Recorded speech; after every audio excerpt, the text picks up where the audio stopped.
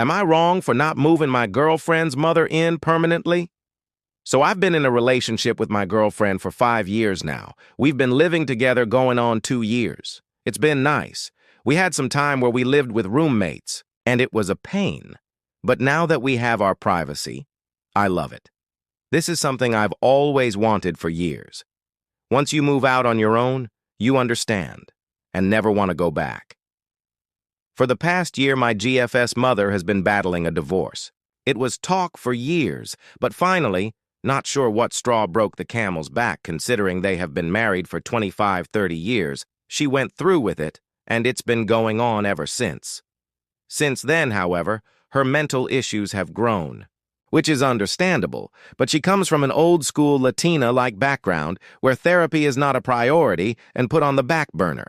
In the last 3-4 months, she calls my girlfriend via FaceTime, because we live in California and she lives in New York, and says things that are just not normal, and she's really letting this get to her and doesn't take the help that's offered. To get back on her feet mentally, I understand it's easier said than done, but you have to make an effort. I went through depression before, and it took me making the effort to want to change. Back to the story.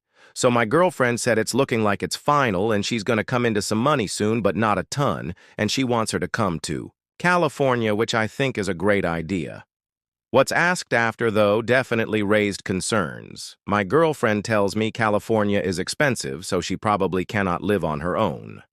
Which, as a native of this state, it's definitely true. So, she then asks, can my mother move in with us? I'm very puzzled by this question, and I don't mind her living with us temporarily, but when I ask for how long, she states, well, permanently.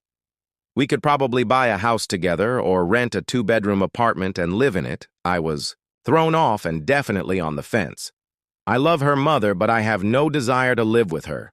Temporarily, to help her get a new start, 1,000%, but to live with her permanently even when we eventually get married and have kids?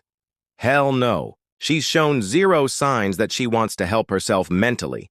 So in my opinion, I don't think I'm obligated to live with her mother forever. It sounds like living in misery. I know how people get when their mental health isn't 100%, and that's just another problem on top of it. For other context, I believe she's 61 or 62. Not exactly elderly age by definition.